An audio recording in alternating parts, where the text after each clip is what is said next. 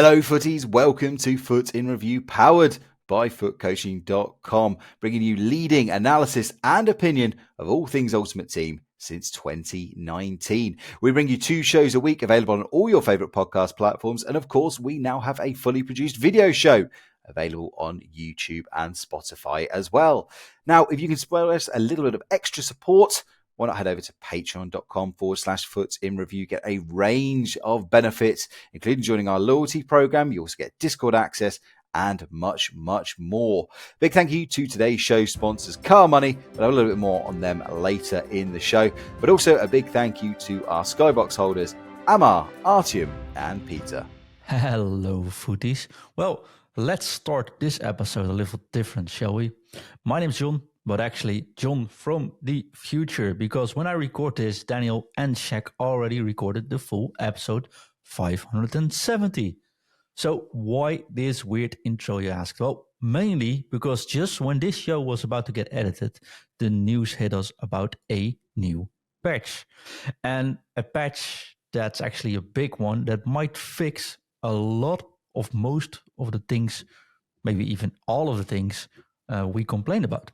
And of course, this patch isn't out yet, so when we record this a separate intro, but I do want to give my initial thoughts on it. So hopefully we'll be able to review everything on our next show that releases this Saturday, but at least get some ideas out. So what I'll do is I'll read through the pitch notes and comment on it, and I'll talk about maybe that one change that got unnoticed in the patch notes. And of course, after that, I'll leave you in the capable hands of Daniel and Shaq for the full show. That does include some awesome stuff, including some, rants or ideas about evolutions. Well, anyways, it's time to hit the pitch notes in full shape. So title update number 6 is what we are talking about. There's been a lot of changes, but mainly I'm going to focus on the gameplay changes. We'll make sure we link to this. We put the link in the description under the show so you can actually read along with it. But if we have a look at the gameplay, the first thing they notice in is the fact that there are more offensive-minded wingbacks coming in. So with this change, they are looking to ensure that 3 and 5 at-the-back formations are playing more towards their authentic nature, so attacking high up the field. And as you can see, there's some videos linked as well, so that's why I recommend watching the videos.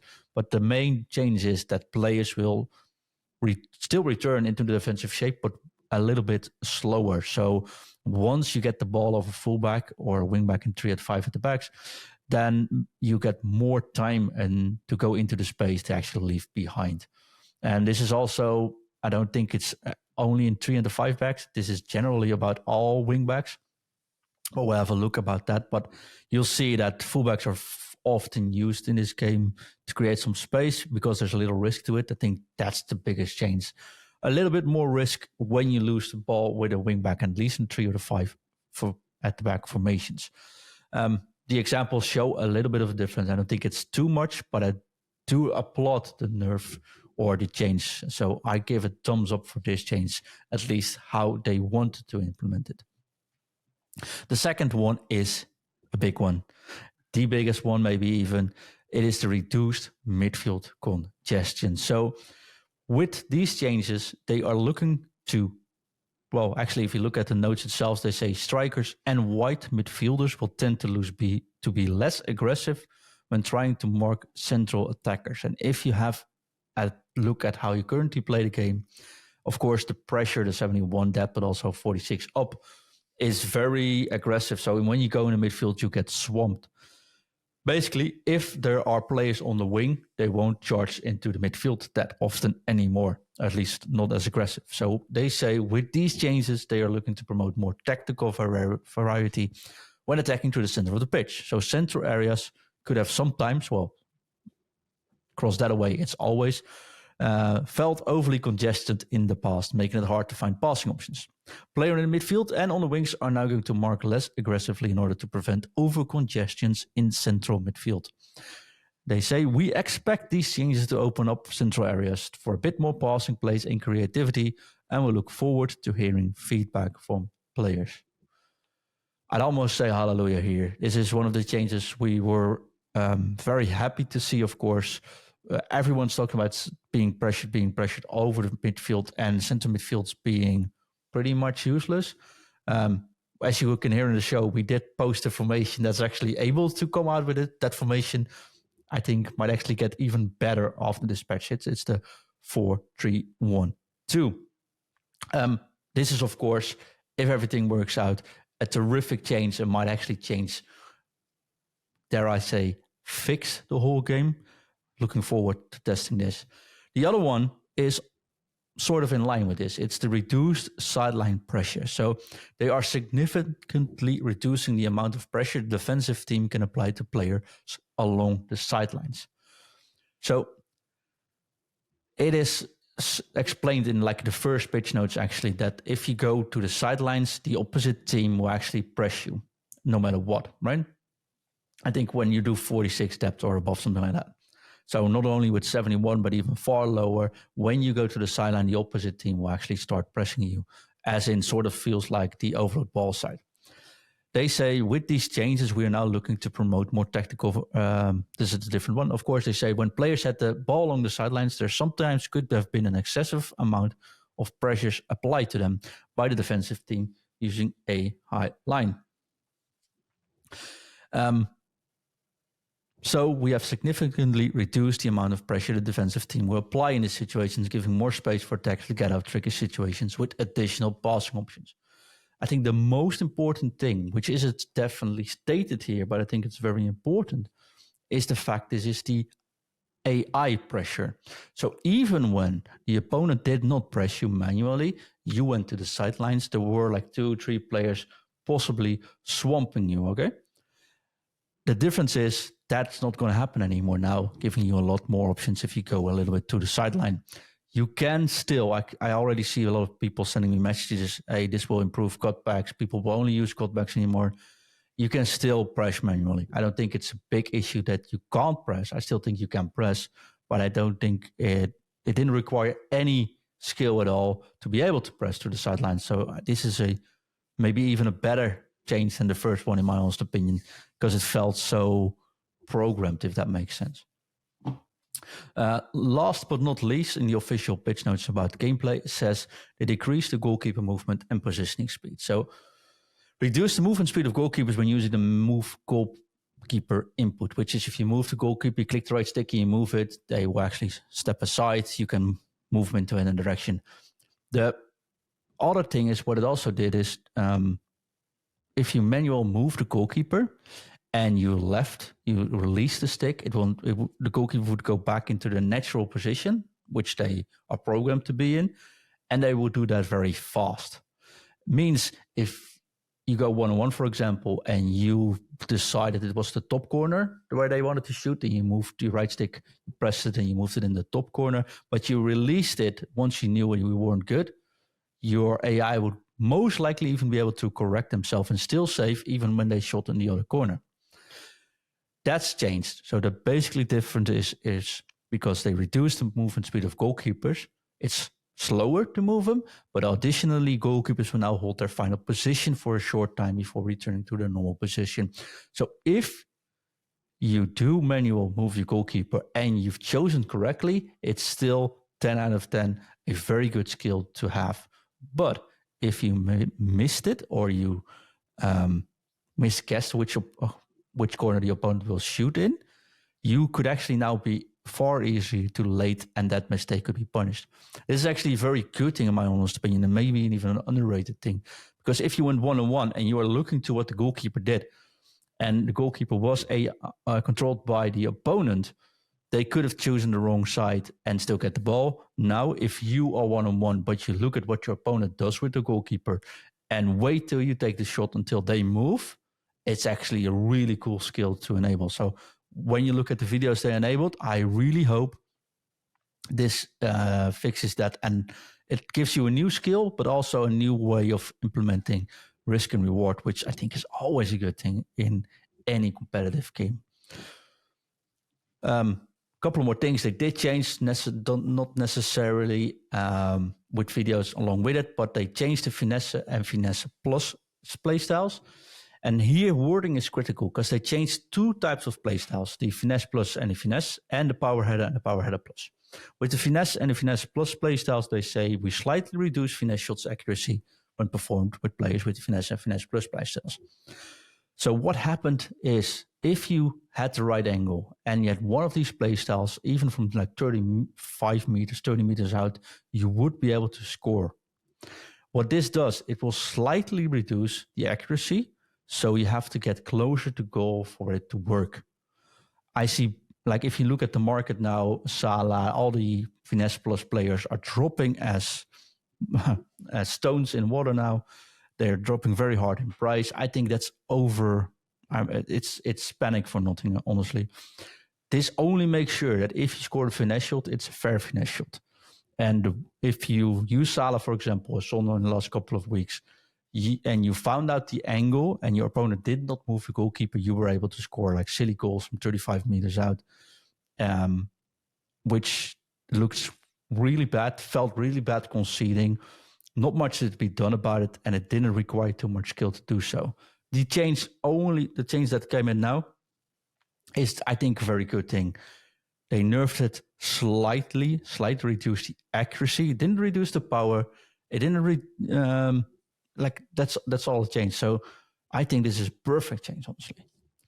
The other one, Power Header and Power Plus playstyle, they significantly reduced header shot accuracy when performed by players with both playstyles, because they were more effective than intended in the air, resulting in inauthentic amount of goals scored.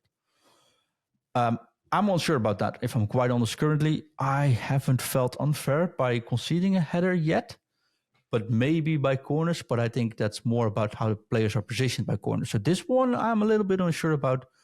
The rest of the changes I definitely applaud, but I will definitely test the Power Header and Power Header Plus when the game gets patched, and probably this week. The last but not least is the Power Authentic Controlled Sprint Speed. So they slightly reduce the top speed of players when using controlled sprint. I think this is always good, right? So their intent with this change is to bring the top speed of controlled sprint closest to authentic real-world play movement. This change does not prevent players who excel at exploiting space with the controller sprint from doing that, but we anticipate that this slight top speed reduction can result in a more authentic match flow. The biggest difference is, of course, you against players that are having a harder time to defend, the control sprint speed alone would sometimes be enough to create a lot of space for yourself. Maybe they tuned that down a little bit. The way they say, they choose the wording between slightly and significantly in these patch notes makes me think they did consider it, not nerfing it to the ground. So we'll have to see how that sort of goes, but I'm actually very optimistic by it, if I'm quite honest. There's two more things which they changed in the I think the menu is going to change. New different celebrations from Diego Jota. Well, I'll find and well, don't care about that too much. But there's one thing which, if you take a deep dive into the note, it says like 2 lines about it, but those 2 lines are amazing. It says, in some situation, following a kickoff, the defending team did not always track the attacker runs appropriately. We talked about the kickoff glitch for ages. We said that they tuned the AI down after kickoff. They turned completely off this one line, which were hidden in the notes. If you look carefully, it doesn't show on the main page, actually, is maybe, I'm not saying it's the best news, but this is terrific news. So far, when I read these patch notes, no matter how you name them, they all sound terrific. Only thing I'm concerned about, or not maybe concerned about, but I'm slightly less enthusiastic about, is the power header change being tuned down so far. There is a slight possibility, there's a slight possibility that we'll get back into more drop back. Something I said 2 months ago when we did a show about 71 depth isn't a problem. We'll have to see. The rest looks like pretty good. I am extremely happy the no scope 35 yard finesse shots probably aren't a thing anymore. The header we'll have to see, but everything else, I'm actually very much looking forward to it. And well, that's a good thing. The one thing I would really recommend, and I can't really forget mentioning that, but if the patch hits this week and you're using center midfielders or center defensive midfield, I think that works on as well. Try the deep lying playmaker instruction after the patch. The deep lying playmaker instruction is something that has a lot of potential, got added this year as well, but didn't get the potential used optimally because of the pressure in midfield. If that pressure gets slightly tuned now, which they say that's significantly reduced, the deep lying playmaker might just be terrific to use in your midfield. We'll know about that shortly. Once the patch hits, we'll definitely test it. And I hope on Saturday's shows, we'll be able to talk extensively about our experiences with it. And for now, I would like you all to enjoy the big show, episode 570, with Daniel and Shaq. Hello, footies. Welcome along to your latest dose of EAFC24 Ultimate Team podcasting goodness. We are Foot in Review, powered by footcoaching.com. My name is Dan Wimbush, otherwise known as Wimby. I am joined once again by my main man, Shaq Attack, as we round up all of the latest content, including the latest SBCs and players released as part of the Radioactive promo. We've got an end of an era SBC to talk about as well. More gamble packs are available. Plus, we've got an upgrade grind that suits just about everybody, depending on your needs and requirements. So, Shaq, absolutely loads to get into today. But the big question is, how are you, my friend? I'm doing well, Dan. How are you? I'm good, my friend. I'm good. I've had various technical woes. I've been buying things that haven't panned out for me. And I'm not just talking about EAFC Ultimate Team cards either. Nice one. It's not my day, but look, I'm glad to be on with you because it's always a pleasure sitting down with you in the early part of the week. Apologies that this show is released slightly later, by the way. John, who edits this fine show, has got family commitments on Tuesday. So that's why for the majority of you, you'll be hearing this on Wednesday. We're recording this on Tuesday early afternoon as well. So if you're not hearing about certain content that got released Tuesday or early Wednesday for whatever reason, that is the reason. However, Shaq, let's talk about content that has definitely come out. Let's start with the mini release for the Radioactive Squad. 4 players that are so forgettable that I can barely remember who they are. However, having drilled them into me in the last 5 minutes, it is Ricky Puig, it is Perisic, Milinkovic, and Talisca.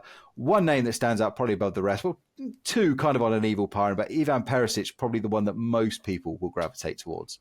Exactly. Even Perisic is always a popular card in FIFA, and with the 5-star weak foot, he always is very, very, he can be tasty in game. But again, with the price, I'm not entirely sure I would go out and spend 235,000 coins on this particular card. But it's a decent looking card. If you pack it untradeable, certainly give it a go. It should be good fun, and he'll be a really good super sub as well. Yeah, I think he's kind of a jack of all trades kind of card that if you are running something like a 4-3-2-1, might be worth putting in one of those wide CF positions. He does have that aerial playstyle plus, which I know we were talking about, is not perhaps what you would naturally think for Perisic. But if you ask someone that's going to be swinging in crosses from the right or left and he's on that opposite flank, you can imagine him getting his fair share of headers at the flat post. Exactly. He could work. He's a big fella in game as well. I think 6'1". So yeah, he should be pretty good in game for those kind of things. And I mean, decent looking card, just not happy with the price. That's all. Yeah, I suppose people might be paying that a little bit of a premium just to get that boosted radioactive link. But, and he's versatile as well, of course, can play left wing back and left midfield as well. So if you're running a 5-back formation, you could quite easily get away with him at left back. His defending is good enough. It's at 75. Maybe you'd chuck something like an anchor on him, perhaps, because I think you could leave his passing well alone at wing back. But a nice player, utility, obviously good with links, especially with that radioactive chemistry. And a player that's probably more on the glamorous side, if not as practical, is Anderson Talisca. He gets a card every single year. I still remember his rule break. I think it was a rule breakers card from early in FIFA 21 that everybody seemed to have. Purplish, I remember. That's all I can remember about that card. But I do remember it terrifying me. It's his time. This is his time to shine. Of course, he is playing in the Saudi Pro League now. But again, just with like Perisic, again, the boosted chemistry will help this one, Shaq. Definitely. I think this is a card. If you have a card like Neymar, you always pair him up with Talisca. But right now, even if you don't have a Neymar, this card will fit perfectly well in your squad. He's another one where if you're good with him, you're good with him. He's an amazing card, but he takes a little bit of getting used to. He's like the Socrates of sorts. And yes. I think he's a brilliant card. He is a fun card to use. I really wanted to Evo his base card a while ago. I just was hoping to pack Neymar, which never happened, thankfully, or not. And so I think it's a decent card. Again, slightly highly priced for my liking, but still a good card. Yeah, I mean, I love lots of things about this card. I mean, the long passing playstyle plus is very nice. Of course, good shot power at 90, finishing at 86, composure at 82 is just on that side of 80 that you want it to be on. Long passing, short passing, or good vision is decent as well. Curve at 94 as well. But the only thing that with cards like this, Shaq, that I always struggle with, and we've talked about this on shows before, is he is that cam, because he's not quite good enough to be your out-and-out striker. He's probably not quick enough to be a winger, and his defense would let him down if you try to play him in the middle. So it kind of just limits his utility. Exactly. Unless you play a formation that requires a cam, and he's not going to be that one cam like a Neymar that can actually dribble past a couple of people and do stuff for you. So it's a really hard box to fit him in, but if he fits your box somehow, he's going to be a lot of fun. He's going to be extremely. I think a lot of people don't. I think another cool thing about cards like this, if you know how to use them, is that a lot of people don't necessarily know how to stop them. So if you build a niche of these kind of cards that are not used predominantly, you can have an advantage if you get used to them. Absolutely. And the other two players released, Milinkovic and Ricky Puig. I mean, I don't think there's much to add about these cards, Shaq. I mean, neither of them have a playstyle plus. Both of them are under 40k. And it's just one of those, I think. On the Puig side, I'd probably say, look, he's so close to discard, you may as well club stock him just in case he fits nicely into an Evo. But Milinkovic doesn't, I don't even really think has that. And at 40k, I probably won't even be club stocking this one. No, I don't necessarily know why he's that expensive, but yeah, he's not a great card, not even worth a club stock, like you said. Yeah, the only thing that I could think might be propping him up is he links to Dodo, and maybe that's why people are getting him in. He is very, very tall. He's 6'5", so he's going to do a job for you defensively. So Serie A, I guess, not blessed with that many great central defenders that have had promo cards yet. Of course, Juventus, Per Danilo and Bremer have had their cards, but maybe that's helping give this one a little bit of a boost, and I said the way he gets Dodo in, who I know a lot of people do like to use. They have had 2 SBC players released as well. We'll start with Moises Caicedo, who I really like being in this promo, just for the fact that N'Golo Kante is in this promo. So it's kind of nice to have his spiritual successor at Chelsea get a card. Yeah, it is kind of cool to have Kante and Caicedo at the same time. This particular card, I've come up against him a couple of times in friendlies today, and he's a decent card. He's a tough opponent to face, but with the pricing again, would you be keen to spend 116,000 coins on an SBC that may not last a month or so in your squad? If you have spare fodder, which I highly doubt, but if you do have spare fodder lying around, it's worth a shot. But otherwise, it's a pass for me. If you're a Chelsea fan, sure. It's a no-brainer. Yeah, 83, 84 and 85 squads to get this card done. He's got high work rates, which isn't ideal if you do want him to play in that kind of Kante role, just in front of the defences, that holding CDM. But maybe for something like a 4-2-3-1, and you wanted that player who does get up and down a little bit, he could fill that role quite nicely. And also, if you look at the way he's built stats-wise, and you have Evos in the back of your head, he's only 86 rated, and his max face stat is his dribbling with 86. So, Shaq, this could easily be one that you would see fitting into the next time we have a CM Evo, for example. Definitely, yeah. I think if that's a really good way to think about it as well. You could potentially Evo this guy out in the future if he fits in, and he'll be a really. I think he just needs a little bit of a boost to be considered a beast of a card.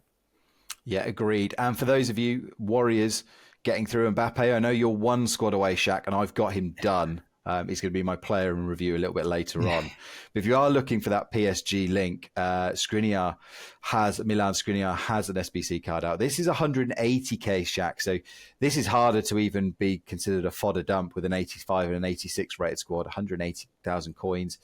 Pretty decent, well-rounded card.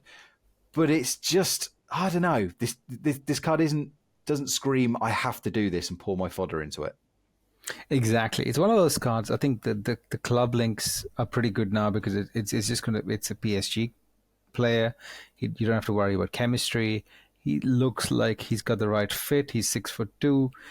decent pace, decent defensive, decent physical, and a huge bump up in the passing. But still, there's something. I used the gold card actually in the start of the game, and he was pretty good. But there's still something I don't necessarily know if I want to go out and get this card, even though he links to my Mbappe. I'm not sure how I feel about this particular one.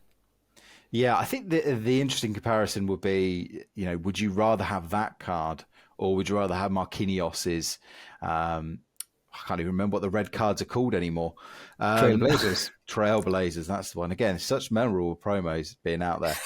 I mean, the Marquinhos card is obviously not an SBC. It's 100,000 coins more, but it does have that anticipate plus play style. Does have better skill moves for what it's worth as a defender. And just overall, 19 better face stats and over 140 more total in-game stats. I mean, which of the two would you be going and spending your coins on?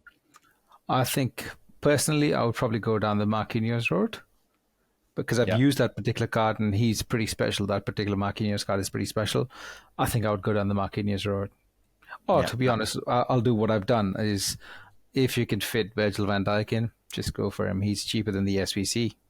Yeah, and if you're looking for a premium defender, I do highly recommend Presnel Kimpembe as well, who's just an absolute beast with that bruiser plus play style, which is something I should have mentioned on the Caicedo card because he's got that play style and it is so fun. It's like you're playing some sort of arcade game from the 90s where they just barge people off the ball. So that is another little reason I might just end up dumping fodder into it. And in terms of generating fodder, Shaq, I mean, EA, credit to them, we had the most busy menu weekend we could have possibly imagined through Black Friday. And EA, whilst not maybe throwing so much glitz at us, have at least given us something to beaver away from. You've got the radioactive crafting upgrade, very similar to the Centurion's upgrade. If you did that before, you have to complete it 100 times, and you get various packs along the way. Every 10 completions, you get 3 gold rares. No min rating, should be said, on that, and you just have to submit 11 gold players, either common or rare.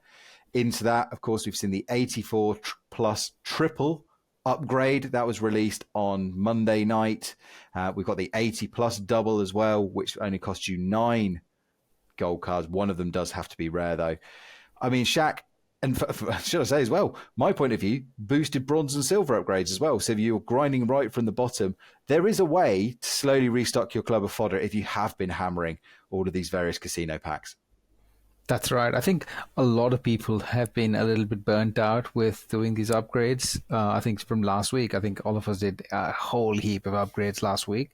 And this week, the funny thing is, I think I've just gotten used to seeing a special flair every now and then. And this week, I've opened quite a few packs and I haven't seen a single special flair.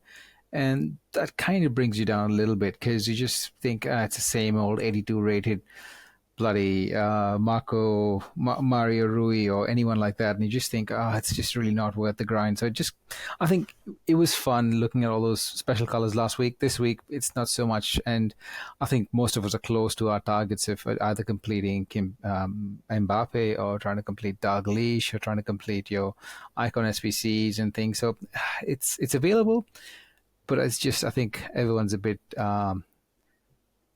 I think fully cooked as such. Yeah, it's been difficult for me, and I'm someone that absolutely loves that menu grind. It's been a little bit of a thunderstruck hangover because you don't have those amazing cards popping out. You don't have the chance, and Apenthes is making this great point, the fact that they put promo icons available in just regular upgrade packs, but they don't pop out of just your general packs. It just, I don't know, it loosens the excitement and anticipation. And usually I would be going full ham on this. And I'm beavering away slowly in the background, going from the bottom, grinding up through bronze and through silvers. But yeah, it's just leading me to do things like icon upgrades and base hero upgrades. And so far, again, just a little bit, I think it's just that hangover still there. Exactly. I think it's just that. It's just that we've grinded our clubs down to bare bones and trying to pick it up right now with nothing special in packs as such. I mean, there is a lot of cards in packs, don't get me wrong, but they're not cards that actually stand out, that make you think, I really want to pack that card. I mean, sure, we would all love to have an untradeable Messi, but what are the chances of that actually happening? almost nil. And like you say, gold cards are just, other than probably Kylian Mbappe, and I'm in that luxurious position, I've done the player of the month. So if a gold Mbappe pops up now, it's probably going to annoy me more than anything else, unless it's tradable, of course. Yes. And that is the thing with, unfortunately, most of these upgrades is they are run tradable, unless you filter it through the League SBCs, which is why I do filter it through the League SBCs, because it does give you that chance to actually make some coins, even though it will cost you some in the short term. So those are upgrade grinds to go through. Personally, if you asked for my advice, I would just be going through that radioactive grind first before going to the 80 plus doubles, unless you're maybe desperately just trying to get a player finished, someone like a Mo Salah before they expire, Antoine Griezmann maybe, or Mbappe, then I suppose it does give you that slightly better chance. But economically, it doesn't make that much sense, because it's only 2 fewer players for, you submit 2 extra players to that and you get 1 better player, 1 extra player at the end of it. So I would be going through the radioactive upgrade first until, you burn through all 100 of those. Exactly.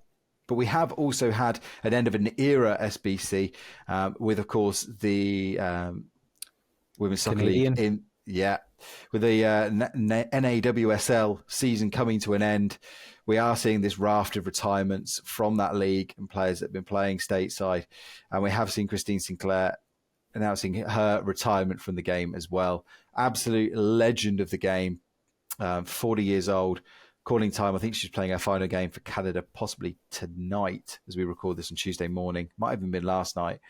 But, I mean, Shaq, for one of the absolute legends of all time of the women's game, I think they've done this card a little bit dirty, because it's not, again, it's just not that exciting. Exactly. I was getting excited for this particular card because I've heard a lot about her legacy and things like that. And I thought, she looks like a really good card and she will be an upgrade on Rapinoe. And I think Rapinoe is still better, which is a shame. I mean, there's nothing wrong with Rapinoe being better, but I just expected this card because it's come much later on in the cycle. I just expected this card to be really like what would have tempted me into doing the SBC. It's now better than Rapinoe.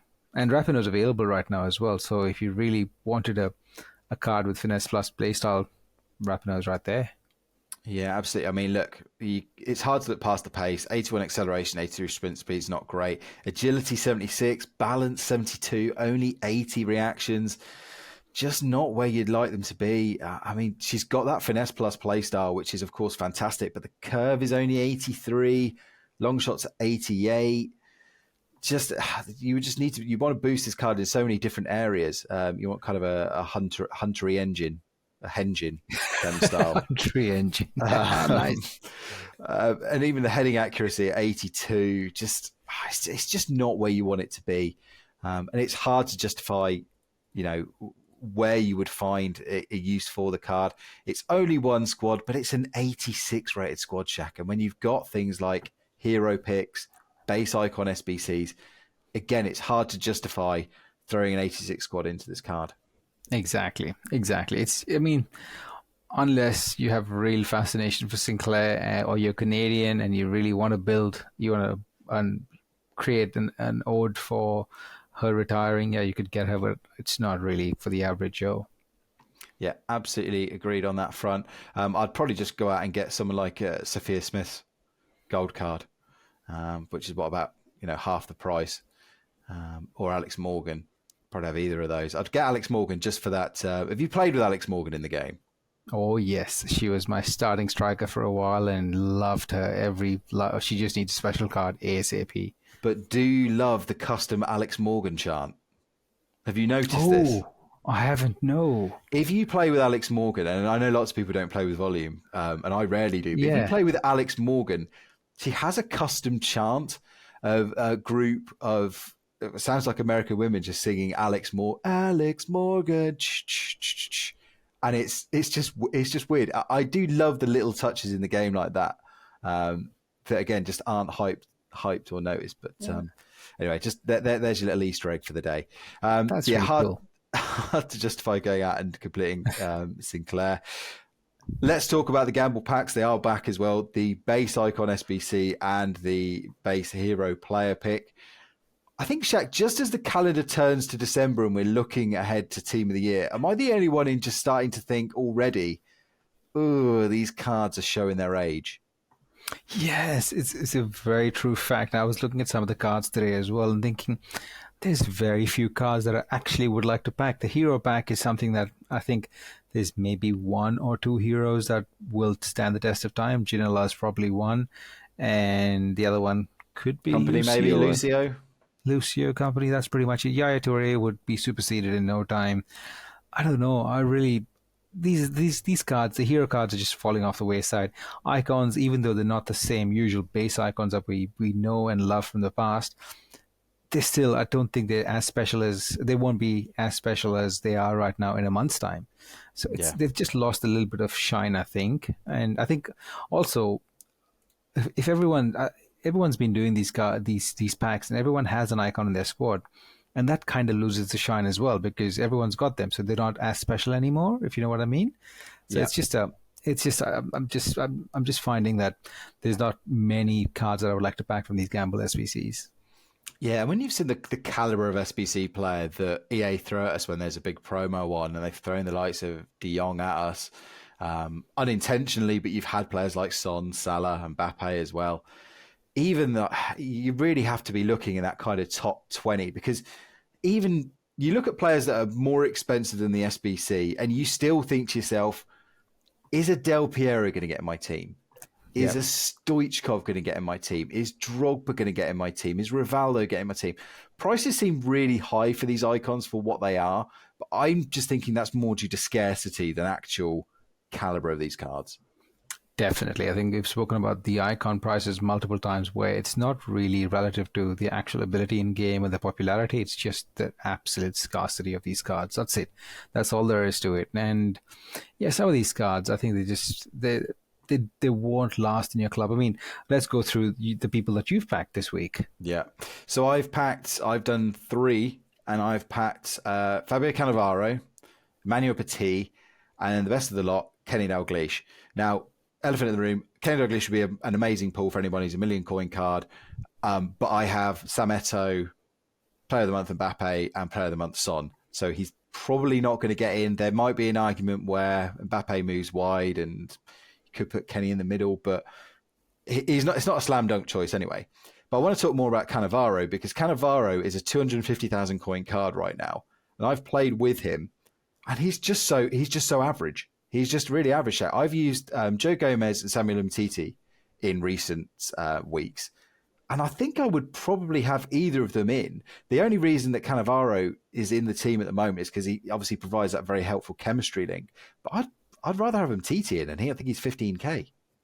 Yeah, that's a shame. That's a complete shame. And I don't know what it is about these icons. The stats look okay, but I think they've released so many other cards, so many special cards. We're having special promos every single week that it's really hard for cards technically that have been released on day one to be equal to the ones that we're releasing, that we're getting pretty much on a weekly basis. So it is disappointing with the icon on the icon front, but it is what it is. I mean, it's I don't blame you for not using Cannavaro.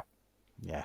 Well, look, both of those upgrades are available for you to do. Neither of them are ridiculously expensive. And I said, when you go through these radioactive upgrades and these daily gold upgrades, things like that, you're probably going to be picking up enough walkouts to do 1 or 2 of them every couple of days. So it doesn't do you any harm. Again, I wouldn't go and spend loads of coins doing these upgrades, but if you've got the fodder in your club and there's no player that you're really saving towards, you never know what you can get. That Ronaldo, that R9 might pop out, the Vieira might pop out. So it's all about the dreaming. You've got to send it to dream it. But look, that just about wraps up the content. We're going to be talking about evolutions. We're going to dig into the mailbag, player review, formation review, and a player review we've had sent in as well externally.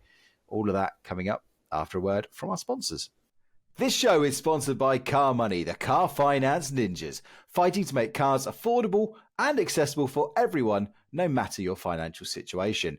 Nikki, the car finance ninja here, compares the top car finance lenders in both the UK and Australia to get you the best possible price so you don't have to, and they can get you approved fast. All you need to do is choose your new car and drive away happy. Get in touch with one of their friendly ninjas and start your car finance journey today. Right, welcome back to the second part of today's show. Shaq, I really want to talk about evolutions because Evos are, for me, probably the funnest thing they've added to this game since I've been playing from FIFA 20, or back in the game anyway. And I've had such a fun time evoing up all my Reading players. But the problem I'm running into now is I can't, a lot of these evolutions I can't apply. And B, as we've just seen with the latest one they've released for left backs, it's so expensive to do that you can't justify it. And I know Talking Foot John made this point on Twitter as well. How do you justify spending 100,000 coins on a bronze or a silver card? I just think they need to look at the way that they price these. Exactly. I really think that they need to start coming up with a system where if you're using a gold card that's 80 rated or above, that fee counts. If you're using anything that's under 80 rated, and especially if it's a silver or a bronze, there is no fee. It's completely free. That way, at least, it just opens it up. Like, for example, who is doing a bronze upgrade to use in Foot Champs? Who's going to get an advantage of using a bronze card at the Evo in Foot Champs? Not many people. And it's the way, and look, we've had this discussion about promo packs in the past, and things like the provision packs are great examples of this, but the pricing of this Relentless meets Radioactive evolution, 100,000 coins or 500 FIFA points. The day that 500 FIFA points gets me 100,000 coins worth of value, I don't know. I can't even think of an analogy because it's so ridiculous it will never happen. Well, we've spoken about this before, as you said. It's just basically, it's no one in their right mind would want to spend 100,000 coins, but then $5 in the store, or what, £3 or whatever in the store. Maybe that it's just £3 compared to like 100,000 coins. So it's really like they're beautiful at this psychological manipulation that EA. This is just fantastic the way they do it, so subtly, and it's almost like they're doing us a favor. And I've spoken multiple times where I think we treat people like me treat real world money with far less pressure than we treat our coins. I know. I'm exactly the same, and it is. We've got the hashtag Bin the Points campaign, and I very nearly bought provisions pack. I know you did. I know you spent a little tiny bit. And as we've said in the show before, the Bin the Points campaign isn't about, we're going to stand outside EA headquarters and tell them to stop it. It's more just hopefully guiding people and just making people really think about the points they're spending and why and how much they're spending of them.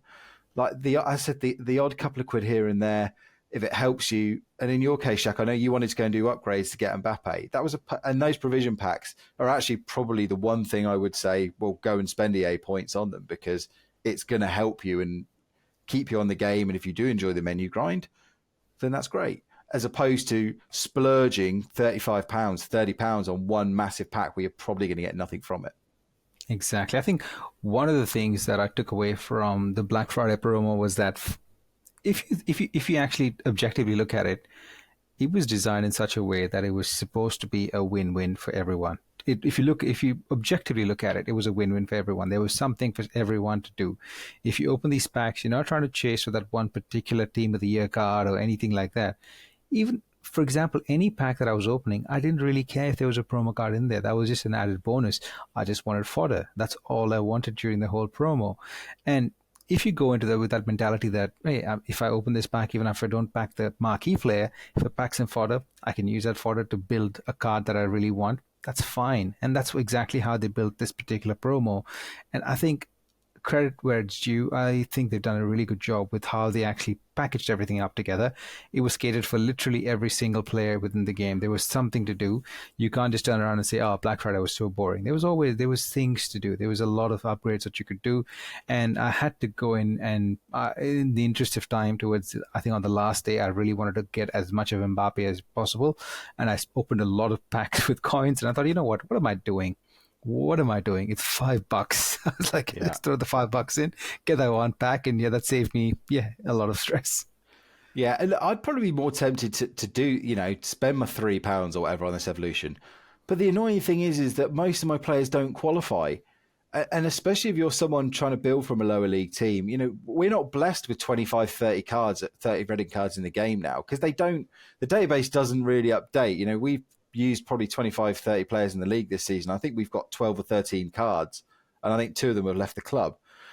So we literally have, I think, 2 left backs in the game, and one of them doesn't qualify because he can also play in a different position. And the one I have done, I can't use because he's already got another playstyle plus because I used him on the slide tackler. So I know this might be quite specific to me, but my overall point here is that I don't like how they're excluding cards. Please go to, like we say, a capped system. Just say you can evolve this card, but the dribbling cannot go above 90. I don't care if Charlie Savage doesn't get a dribbling boost from that evolution. Just say he gets no boost whatsoever, but I would really like him to get slightly better pace and slightly better passing. So even if, I'm just gradually doing it, I would just like that option. So I just would like them to try and refine it for the next couple of games. I completely agree. I think they should be a little bit more looser on anything that's not a 83, 84 rated card, anything under that. Just keep it completely loose. Let people do whatever they like. I mean, credit to people like you, Talking for John, who are just doing evolving players of your club, your boyhood clubs, and clubs that are players that you can't necessarily use in champs, but you're still going through the grind and evolving these cards, and yeah, they need to pay it back somehow. Yeah, absolutely. So look, Evos, please keep them coming, EA. Big fan of them, but just need a little tweak. And that's understandable. It's the first year they've come out in the game. So again, this isn't oh my God, how could they get this so wrong? It's just we're really having fun with these. Just need a little bit of a tweak. But again, please let us know. Drop us a line on our socials. Of course, you can get us on our Discord as well. We get Discord access through patreon.com/foot in review. And of course, all our socials are at Foot Coaching, whether that's TikTok, Instagram, X, wherever you follow us, we are on there. Shaq, let's get into our weekly features. We're going to start with Player in Review. Now, I was going to interview. I'm not going to interview Kylian Mbappe. I was going to review Kylian Mbappe. But look, Kylian Mbappe is brilliant. Do him if you can. You won't regret it. That's my review. I'm actually going to spend my portion of Player in Review on our good friend of the show, Nishant, who wants to review base Maldini. Now, he says this. I want to make the following 3 statements before the review. 1, I wouldn't spend 2 million on a defender. 2, he's a rich man's Koundé. And yet 3, his name is Paolo. He bleeds for the clubs.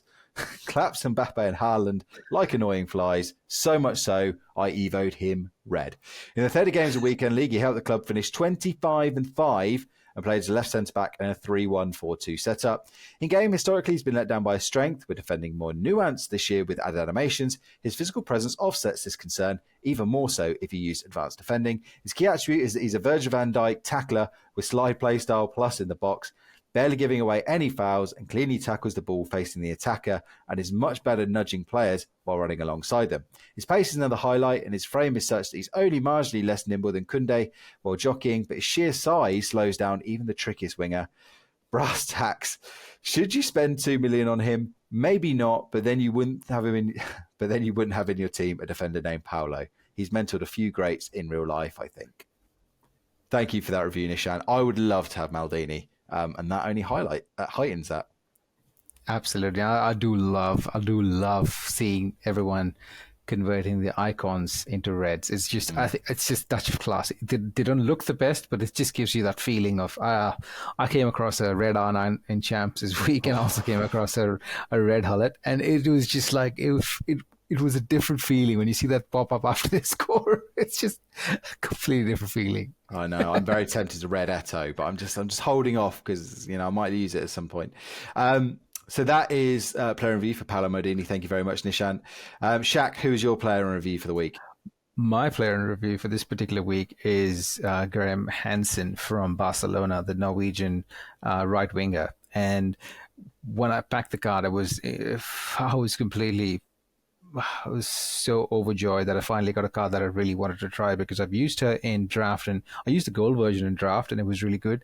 And this particular version has a Finesse Plus playstyle, and I thought, oh, that's interesting.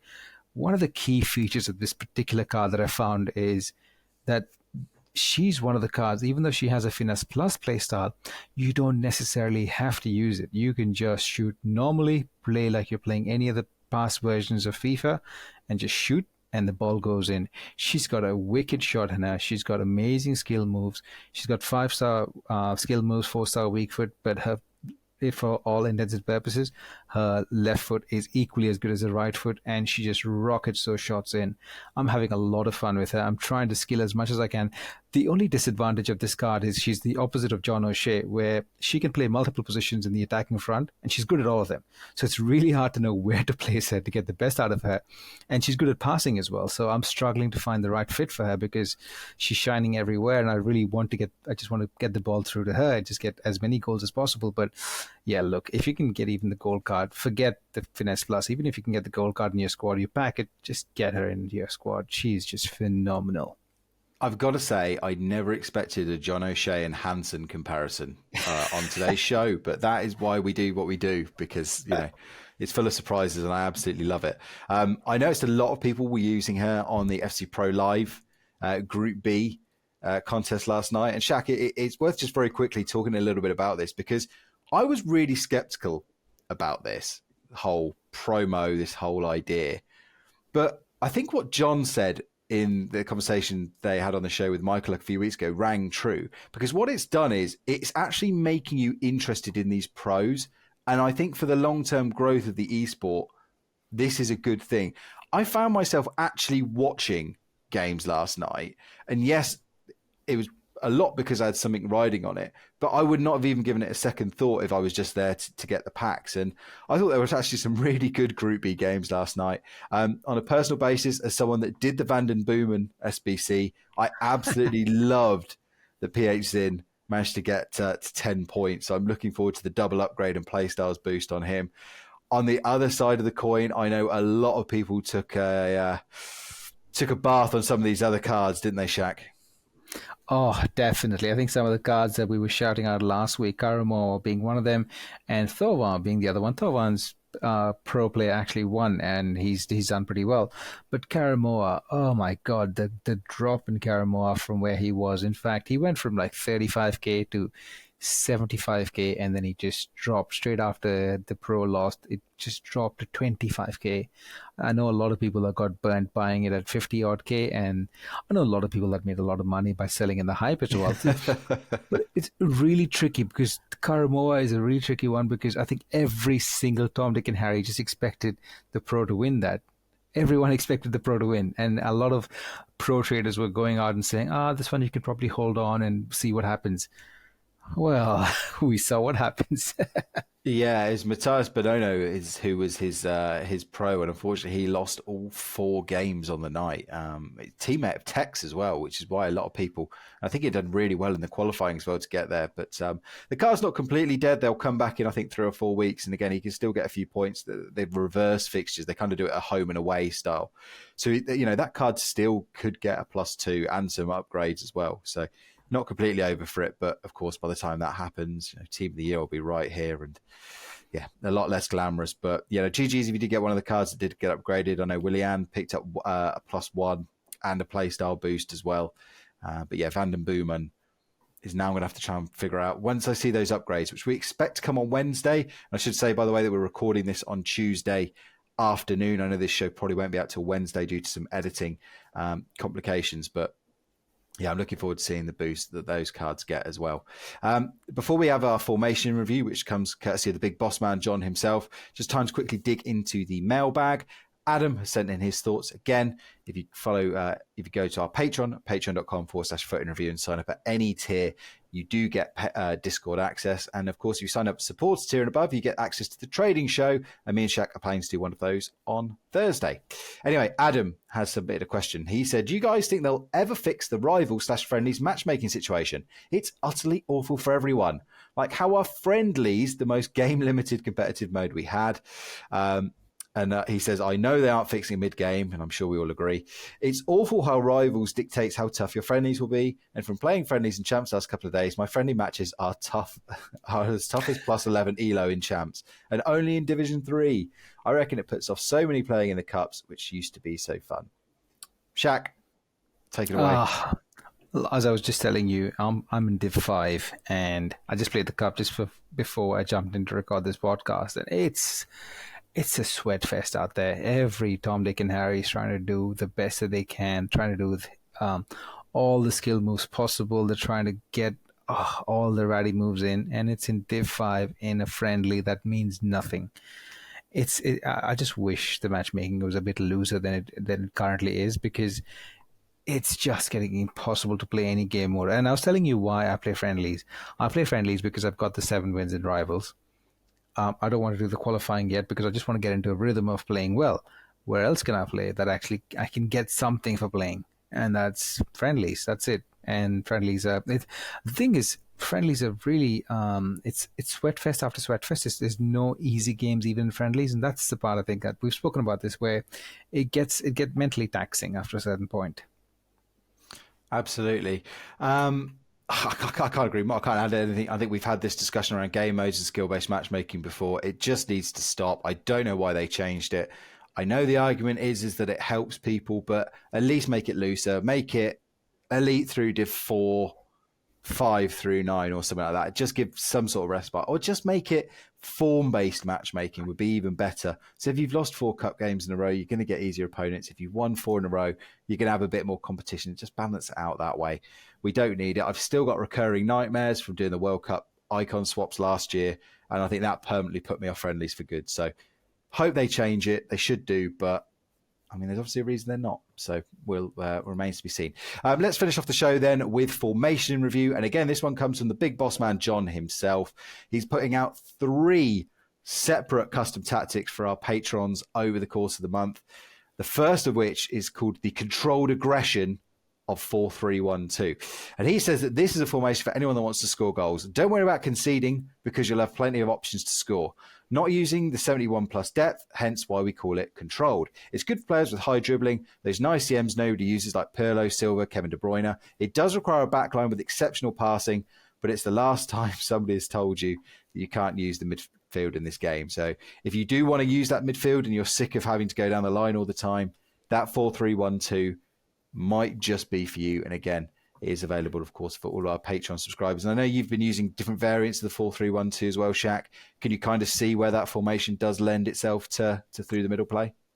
Definitely. I've currently been using FC Bridges' 4-3-1-2, and I absolutely really love it, because it brings me back to the old FIFAs of old, where we could actually play through the middle. We could do a lot of tiki-taka passing.